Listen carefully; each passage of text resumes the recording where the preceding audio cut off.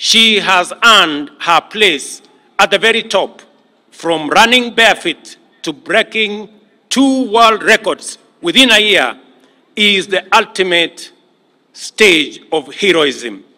Faith's journey is an inspiration to all our young and aspiring athletes.